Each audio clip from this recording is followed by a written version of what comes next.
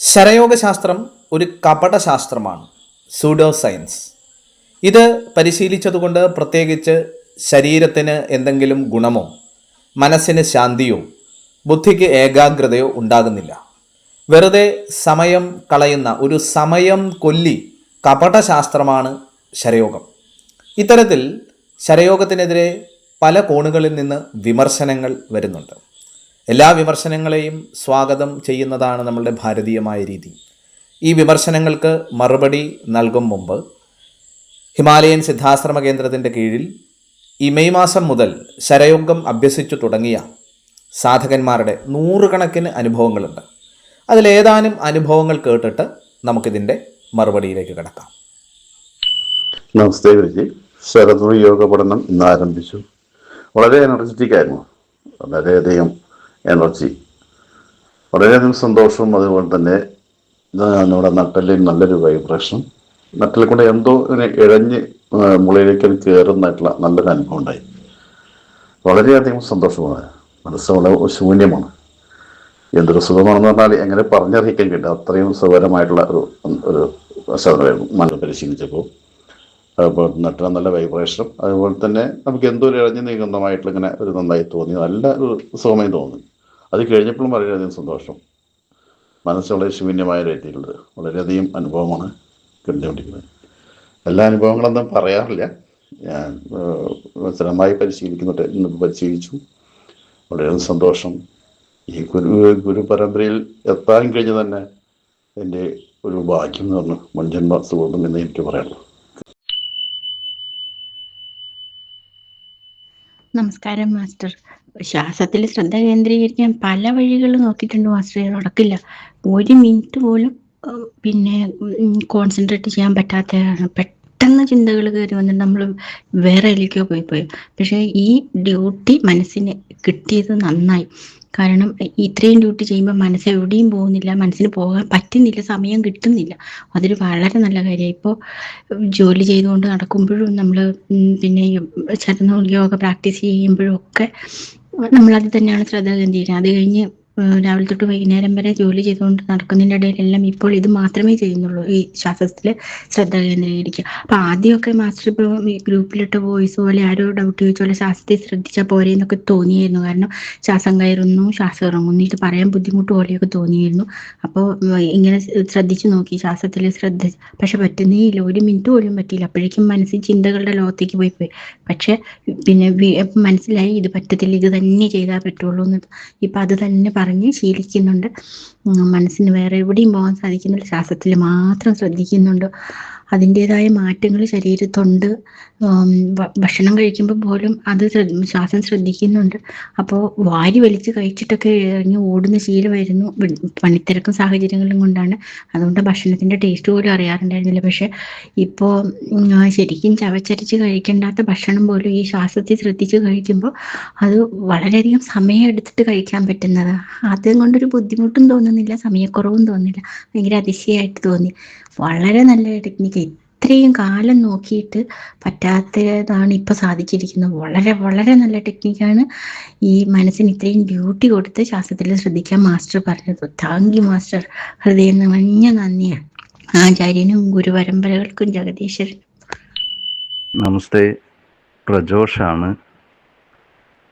ഞാൻ ഇന്ന് ശരനൂൽ സങ്കല്പ ധ്യാനം ചെയ്തുകൊണ്ടിരിക്കുമ്പോൾ നമ്മുടെ ആജ്ഞാചക്രത്തിൽ ഒരു ഭയങ്കര ലൈറ്റ് എന്ന് പറഞ്ഞാൽ ഭയങ്കര ലൈറ്റാണ്, ഭയങ്കര പ്രകാശമായിട്ട് ഇങ്ങനെ ആ ഒരു ചക്രം മാതിരിയായിരുന്നു. ആ ഒരു ചക്രം ഭയങ്കര സ്പീഡിൽ കറങ്ങുമായിരുന്നു കുറേ നേരം. ഭയങ്കര ഒരു അനുഭവമാണ് എനിക്കുണ്ടായത്. ഞാൻ ഇന്ന് മുതൽ ശരനൂൽ പ്രാക്ടീസ് ചെയ്തു തുടങ്ങി. നല്ലൊരു അനുഭവമായിരുന്നു. നല്ല പോസിറ്റീവ് എനർജി ഫീൽ ചെയ്തു. നമസ്തേ ആചാര്യ. ഞാൻ ഇന്നലെ തൊട്ട് ഇത് ചെയ്തു തുടങ്ങി കേട്ടോ, ശരയോഗ ചെയ്തു തുടങ്ങി. നല്ലൊരു അനുഭവമായിരുന്നു. എങ്ങനെയാണെന്ന് വെച്ചാൽ ഭയങ്കര സന്തോഷം തോന്നുന്നുണ്ട്, നല്ല ഏകാഗ്രത കിട്ടുന്നുണ്ട്. ശരയോഗ ബേസിക് ലെവൽ രാവിലെ പ്രാക്ടീസ് ചെയ്തു. പിന്നെ ഇന്ന് കഴിയുന്നത്ര സമയം ആ ഒരു പ്രസന്റ് മൊമെന്റ് അവയർനെസ് ഇരിക്കാൻ ശ്രമിച്ചിട്ടുണ്ട്. ഞാൻ മുമ്പ് ഇങ്ങനെ ഞാൻ തനിയെ ചെയ്യാൻ വേണ്ടി നോക്കിയിട്ടുണ്ടായിരുന്നു. പക്ഷെ നമ്മൾ തനിയെ ചെയ്യുന്നതുകൊണ്ടാണ് കുറച്ച് സമയം ചെയ്യും, പിന്നെ അതങ്ങ് വിട്ടുപോകും. അപ്പൊ അത്ര ഒരു ഗൗരവം എനിക്ക് കൊടുത്തിരുന്നുള്ളൂ. പക്ഷെ ഇന്ന് ഗുരുജി ഒരു ആക്ടിവിറ്റി ആയിട്ട് തന്നപ്പം അതിൻ്റെതായ സീരിയസ്നെസ്സോട് കൂടി ഞാൻ രാവിലെ മുതൽ വളരെ സന്തോഷത്തോടു കൂടി അത് ചെയ്യാൻ വേണ്ടി നോക്കിയിട്ടുണ്ടായിരുന്നു. ഏതൊക്കെയോ ചില സമയത്ത് അതെനിക്ക് വിട്ടുപോയിട്ടുണ്ട്. പക്ഷെ എന്നാലും അത് പെട്ടെന്ന് എനിക്ക് ആ ഓർമ്മ എനിക്കിങ്ങനെ ഒരു ആക്ടിവിറ്റി ആയിട്ട് തന്നതുകൊണ്ട് തന്നെ എൻ്റെ ഉള്ളിൽ ഒരു ഓർമ്മ അത് ആയിട്ട് ഇടയ്ക്ക് വരുന്നുണ്ട്. അപ്പൊ ഞാൻ വേഗം എല്ലാ കാര്യങ്ങളിലും ഞാൻ വിട്ടുപോകുന്ന സമയത്തൊക്കെ വേഗം അത് ഓർമ്മ വരുമ്പം ആ ഒരു ശ്വാസത്തിൽ ശ്രദ്ധിക്കാനും ഏതൊരു കാര്യം ചെയ്യുമ്പോഴും അത് പൂർണ്ണമായിട്ട് അറിഞ്ഞ് അത്രയും ഇൻവോൾവ് ചെയ്തിട്ട് ചെയ്യാനും എനിക്ക് സാധിച്ചിട്ടുണ്ട്. അപ്പൊ അതുകൊണ്ട് തന്നെ എനിക്ക് തോന്നുന്നു പല കാര്യങ്ങളും ഞാനൊരു ധൃതിയില്ലാതെ വളരെ കാമായിട്ട് വളരെ സ്ലോ ആയിട്ടാണ് ഞാൻ ചെയ്തതെന്ന് തോന്നുന്നുണ്ട്. വളരെ ഒരു സമാധാനത്തോടു കൂടിയാണ് ഞാൻ ചെയ്തത്. പിന്നെ പുഞ്ചിരിക്കുന്ന കാര്യം ചില സമയത്ത് ഞാനത് വിട്ടുപോയിട്ടുണ്ടായിരുന്നു, അത് ഓർക്കാതെ. പക്ഷെ പെട്ടെന്ന് തന്നെ എനിക്കത് ഓർമ്മയിൽ വരുന്ന സമയത്ത് വേഗം ഞാൻ ആ ഒരു പുഞ്ചിരി മുഖത്ത് നിലനിർത്താൻ ശ്രമിച്ചിട്ടുണ്ട്, മുഖത്ത് നിലനിർത്തിയിട്ടുണ്ട്. അതുകൊണ്ടും കൂടി ആയിരിക്കണം ഇന്നത്തെ ദിവസം വളരെ ഒരു സന്തോഷത്തോടു കൂടി വളരെ ഒരു മീനിങ് ഫുൾ ആയിട്ട്, വളരെ ഒരു സമാധാനത്തോട് സന്തോഷത്തോട് മീനിങ് ഫുൾ ആയിട്ട് ഇന്നത്തെ ദിവസം കടന്നു പോകുന്നതായിട്ട് എനിക്ക് ഫീൽ ചെയ്യുന്നുണ്ട്. ഇപ്പോഴും ആ ശ്വാസം ശ്രദ്ധിക്കുന്ന ആ ഒരു ആക്ടിവിറ്റി ഇപ്പോഴും തുടരുന്നുണ്ട്. Thank you Guruji, thank you so much. ഇന്ന് ഞാൻ 4ാമത്തെ ദിവസമാണ് പ്രാക്ടീസ് ചെയ്തത്. ഇന്ന് ശരിക്കും ചെയ്തു കഴിഞ്ഞപ്പം വളരെ സമാധാനം തോന്നുന്നുണ്ടായിരുന്നു. ഒരു എഫക്റ്റ്, അതിൻ്റെ ഒരു ഫീല് ശരിക്കും തോന്നുന്നുണ്ടായിരുന്നു. Thank you so much sir. Thank you. Guruji നമസ്തേ. നമ്മളിപ്പോൾ ശരനൂൽ പഠിക്കുന്നത് കൊണ്ട് നമ്മളിപ്പോൾ എന്ത് ആക്ടിവിറ്റീസും ചെയ്യുമ്പോഴും നല്ല കോൺസെൻട്രേഷനാണ്. അപ്പോൾ നമ്മൾ കുളിക്കുമ്പോഴും കുളിക്കുമ്പോൾ ഉണ്ടാവുന്ന വെള്ളത്തിൻ്റെ തണുപ്പും എല്ലാം അറിഞ്ഞുകൊണ്ടാണ് നമ്മളിപ്പോൾ ചെയ്യുന്നത്. നമ്മളിപ്പോൾ അറിയുന്നുണ്ട്. പല്ല് തേക്കുമ്പോഴാണെങ്കിലും ഇപ്പോൾ എന്താണെങ്കിലും, ഇപ്പോൾ ഭക്ഷണം കഴിക്കുമ്പോഴും ആ ഭക്ഷണത്തിൻ്റെ കറികളുടെ ടേസ്റ്റും അതിലെന്തൊക്കെ ഉപയോഗിച്ചിട്ടുണ്ട് എന്ന് വരെ നമുക്ക് അറിയാൻ കഴിയുന്നുണ്ട്. അപ്പം നല്ലൊരു ഇതാണ് ഗുരുജി നമുക്ക് പകർന്നു തന്നിട്ടുള്ളത്. ഇവിടെ ശരയോഗം പരിശീലിക്കുന്ന ഏതാനും സാധകരുടെ അനുഭവങ്ങളാണ് നമ്മൾ കൊടുത്തത്. അപ്പോൾ എന്തായാലും ഇത്രയും ആൾക്കാർ പറഞ്ഞതിൽ നിന്ന് ഈ ഒരു വിദ്യ അഭ്യസിക്കുമ്പോൾ ഒരു ശാന്തി, സന്തോഷം, സമാധാനം ഡേ ടു ഡേ ലൈഫിൽ നമ്മൾ ചെയ്യുന്ന ആക്ടിവിറ്റികളിൽ കൂടുതൽ ശ്രദ്ധയോടെ, ഏകാഗ്രതയോടെ, ആനന്ദത്തോടെ, സന്തോഷത്തോടെ മുഴുകാൻ കഴിയുന്നുണ്ടെന്ന് പറയുന്നു. അല്ലെ, പ്രസൻറ്റിൽ മുഴുകുക എന്നുള്ളത് വളരെ ഇമ്പോർട്ടൻ്റ് ആണ്. പ്രസൻറ്റിൽ മുഴുകിയാൽ തന്നെ നമ്മളുടെ ഒരുപാട് ടെൻഷൻസ് മാറും. ഇന്നുണ്ടാകുന്ന പല രോഗങ്ങളും സൈക്കോസോമാറ്റിക് ഡിസീസസ് എന്നാണ് പറയുക. മനസ്സിൻ്റെ ആധി കൂടി ശരീരത്തിന് വ്യാധി ഉണ്ടാകുക. അപ്പോൾ അത്തരത്തിൽ മാത്രം ചിന്തിച്ചാൽ തന്നെ ശാന്തി, സന്തോഷം, ഊർജ്ജസ്വലത, സമാധാനം, ഏകാഗ്രത ഉണ്ടാക്കുന്ന ഒരു വിദ്യയാണ് ശരനൂലെങ്കിലും വിമർശകർ അംഗീകരിക്കുമെന്ന് കരുതുന്നു. ശരയോഗം ഒരു കപടശാസ്ത്രമാണോ? ചിലർ ഉന്നയിക്കുന്ന വാദം ഇതാണ്. കാരണം ശാസ്ത്രമാകണമെങ്കിൽ അത് തെളിയിക്കപ്പെടണം. ഇപ്പോൾ അലോപ്പതിയിൽ നമ്മൾ കഴിക്കുന്ന ഒരു മരുന്ന് തെളിയിക്കപ്പെട്ടതാണ്. പനിക്ക് പാരസെറ്റാമോൾ കഴിച്ചാൽ പനി മാറും, അത് തെളിയിക്കപ്പെട്ടിട്ടുണ്ട്. ധാരാളം പേര് മരുന്ന് കഴിച്ചു, പനി മാറിയിട്ടുണ്ട്. അതുകൊണ്ട് അത് ശാസ്ത്രമാണെന്നാണ് വാദം. അപ്പോൾ അത്തരത്തിൽ ചിന്തിക്കുമ്പോൾ ശരയോഗം മറ്റുള്ളവരെ പറ്റിക്കുന്നൊരു ശാസ്ത്രമല്ലേ? ഇത് തെളിയിക്കപ്പെടാത്ത ഒന്നല്ലേ? അതുകൊണ്ട് ഇതിനെ ശാസ്ത്രമെന്ന് പോലും പറയാൻ സാധ്യമല്ല എന്നുള്ളൊരു വാദമാണ്. നമ്മൾ എല്ലാ വിമർശനങ്ങളെയും ഉൾക്കൊള്ളുന്നവരാണ് ഭാരതീയർ. ഭാരതത്തിന് തന്നെ തർക്കശാസ്ത്രം എന്ന് പറഞ്ഞ ഒരു ശാസ്ത്രം തന്നെയുണ്ട്. ഓരോ വിഷയങ്ങളെയും എങ്ങനെ പഠിക്കണം. ഭഗവത്ഗീത മുഴുവൻ ഉപദേശിച്ചു കൊടുത്തതിന് ശേഷം ഭഗവാൻ ശ്രീകൃഷ്ണൻ അർജുനനോട് പറഞ്ഞത് വിമർശന ബുദ്ധിയാ വിലയിരുത്തി നീ സ്വീകരിക്കാനാണ്. ഭാരതീയമായതൊന്നും ആരെയും അടിച്ചേൽപ്പിക്കാറില്ല. നീ ഇന്നതിൽ വിശ്വസിച്ചില്ലെങ്കിൽ നീ നിത്യനരകത്തിൽ പോകും എന്നും ഭാരതത്തിൻ്റെ സനാതനധർമ്മത്തിൻ്റെ ദർശനങ്ങളൊന്നും തന്നെ പറയുന്നില്ല. അപ്പോൾ ഇവിടെ ശരയോഗം ഒരു കപടശാസ്ത്രമാണോ എന്ന് ചോദിച്ചു കഴിഞ്ഞാൽ കപടശാസ്ത്രമല്ല എന്ന് തീർച്ചയായിട്ടും നമുക്ക് പറയാം. കാരണം ശാസ്ത്രം എന്ന് പറഞ്ഞാൽ എന്താ? മനുഷ്യന് പ്രയോജനം നൽകുന്ന, നന്മ നൽകുന്ന, രോഗം മാറ്റുന്ന, തെളിയിക്കപ്പെട്ടതായിരിക്കുന്ന വസ്തുതകളാണ് ശാസ്ത്രമായിട്ട് വരിക. അപ്പോൾ ശരയോഗം എന്ന് പറഞ്ഞാൽ നമ്മുടെ ശ്വാസവുമായി ബന്ധപ്പെട്ടിട്ടുള്ള ഒരു ടെക്നിക്കാണ്. ഇത് ശാസ്ത്രീയമാണോ? ശ്വാസം എടുക്കുകയും വിടുകയും ചെയ്യുന്നുണ്ട്, ഇത് ഇല്ല എന്നാരും പറയില്ലല്ലോ. നമ്മുടെ നാസാരന്ധ്രങ്ങളുടെ പ്രവർത്തനം, നാസൽ സൈക്കിൾ എന്ന് നമ്മൾ പറയും. അതായത് മനുഷ്യൻ്റെ നാസാരന്ധ്രങ്ങൾ മാറി മാറിയാണ് ശ്വസിക്കുന്നത്. എന്ന് വൈദ്യശാസ്ത്രം അംഗീകരിച്ചിട്ടുള്ളൊരു വസ്തുതയാണ്. ഇത് തന്നെയാണ് നമ്മൾ സ്വരയോഗത്തിൽ പറയുന്നത്, ഇടാസ്വരം, പിങ്കളാസ്വരം. നിങ്ങളിന്ന് ശാസ്ത്രം എന്ന് പറയുന്ന കാര്യം തന്നെ പണ്ട് പൗരാണികനായിട്ടുള്ള ഋഷി പറഞ്ഞിട്ടുണ്ട്. നമുക്കറിയാലോ, നമ്മളുടെ ശരീരത്തിൽ സിമ്പതറ്റിക് ആൻഡ് പാരാസിമ്പതറ്റിക് സിസ്റ്റം ഉണ്ട്. ഇതിൻ്റെ ബാലൻസിങ് ഉണ്ട്. ഇപ്പോൾ ഇടത് മൂക്കിലൂടെയുള്ള ശ്വാസം ഇടാസ്വരം എന്ന് ശരയോഗത്തിൽ പറയും. ഇത് പാരാസിമ്പതറ്റിക് നാഡീവ്യവസ്ഥയെയും, അതായത് ഒരു ശാന്താവസ്ഥയിലേക്ക് കൊണ്ടുപോകുന്നത്. വലത് മൂക്കിലൂടെയുള്ള ശ്വസനം പിംഗലാസ്വരം എന്ന് ശരയോഗത്തിൽ പറയും. ഇത് നമ്മളുടെ സിമ്പതറ്റിക് വ്യവസ്ഥയെ, നാഡീവ്യവസ്ഥയെ, പ്രവർത്തനക്ഷമത നൽകുന്ന വ്യവസ്ഥയാണത്, സ്വാധീനിക്കുന്നു. ഇത് സയൻസ് പറയുന്നുണ്ട്, ഇത് ശരയോഗവും പറയുന്നുണ്ട്. അപ്പോൾ ശ്വാസത്തിൻ്റെ ദിശ മാറുമ്പോൾ ശരീരത്തിൻ്റെ മെറ്റബോളിസത്തിലും നമ്മളുടെ മാനസികാവസ്ഥയിലും നമ്മുടെ ഹോർമോൺ സിസ്റ്റത്തിലും നമ്മളുടെ ന്യൂറോ സിസ്റ്റത്തിലും ഓവറോൾ നമ്മളുടെ ബോഡിയിലും പലതരത്തിലുള്ള മാറ്റങ്ങൾ സംഭവിക്കുന്നുണ്ട്. ആധുനിക ശാസ്ത്രം ഇതിനെ ബയോ ഫീഡ്ബാക്ക് എന്ന രീതിയിൽ പറയാറുണ്ട്, അല്ലേ? ബയോ ഫീഡ്ബാക്ക് ശാസ്ത്രം ശരിവയ്ക്കുന്നൊരു കാര്യമാണ്. ബയോ ഫീഡ്ബാക്ക് എന്നാണ് ഇതിനെ പറയുന്നത്. ഇനി ഇതൊരു കപടശാസ്ത്രമാണ് എന്ന് ആരോപിക്കുന്നവരുണ്ട്. നമ്മൾ സാധാരണ ഇതിൽ ശാസ്ത്രം എന്ന് പറയുമ്പോൾ ലാബോറട്ടറിയിൽ തെളിയിക്കപ്പെട്ടതാണ് ശാസ്ത്രം എന്നാണ് പലരും വിശ്വസിക്കുന്നത്, അല്ലേ? ലാബോറട്ടറിയിൽ തെളിയിക്കപ്പെട്ടതാണ് ശാസ്ത്രം. നമുക്ക് ഈ ശരയോഗം ലാബോറട്ടറിയിൽ കൊണ്ട് തെളിയിക്കാൻ പറ്റുമോ? ഇത് അനുഭവപരമായൊരു ശാസ്ത്രമാണ്. നിങ്ങൾ ശാസ്ത്രം എന്ന് പറയുമ്പോൾ ടെസ്റ്റ് ട്യൂബിൽ അല്ലെങ്കിൽ ഒരു പരീക്ഷണശാലയിൽ തെളിയിക്കപ്പെടുന്നത് മാത്രമല്ല ശാസ്ത്രമായിട്ട് വരിക. ശാസ്ത്രം എന്നതിന് വളരെ വിപുലമായ അർത്ഥമുണ്ട്. പരീക്ഷണ നിരീക്ഷണങ്ങളിലൂടെ തെളിയിക്കപ്പെട്ട ഒന്നിനെയാണ് നമ്മൾ ശാസ്ത്രം എന്ന് പറയുക. ആ പരീക്ഷണ നിരീക്ഷണങ്ങൾക്ക് ഉപയോഗിക്കുന്നത് ഒരു ലാബാവാം, ഇനി ഒരു മനുഷ്യൻ്റെ ശരീരമാകാം, ഒരു മനുഷ്യൻ്റെ ശ്വാസഗതിയാവാം. യോഗയിലേക്ക് നിങ്ങൾ പോയി കഴിഞ്ഞാൽ യോഗാസന പരിശീലനങ്ങളാവാം, പ്രാണായാമങ്ങളാവാം. സംഗീതത്തിൻ്റെ പരീക്ഷണ നിരീക്ഷണം എന്ന് പറയുമ്പോൾ സംഗീത ഉപകരണങ്ങളാവാം, വായ്പാട്ടാവാം, അല്ലേ? കളരിയുടെ പരീക്ഷണ നിരീക്ഷണം എന്ന് പറഞ്ഞാൽ ടെസ്റ്റ് ട്യൂബിൽ തെളിയിക്കാൻ പറ്റുമോ? കളരിത്തറയിലെ പരിശീലനങ്ങളാവാം, അതും ശരീരവുമായി ബന്ധപ്പെട്ട കാര്യങ്ങളാവാം, മർമ്മങ്ങളാവാം. അപ്പോൾ നമ്മൾ ഈ പരീക്ഷണ നിരീക്ഷണങ്ങൾക്ക് ഉപയോഗിക്കുന്ന സ്ഥലം അത് വളരെ ഇമ്പോർട്ടൻ്റ് ആണ്. അപ്പോൾ ഇവിടെ അനുഭവപരമായ ശാസ്ത്രമാണ് എന്ത് ശരയോഗം എന്ന് പറയുക.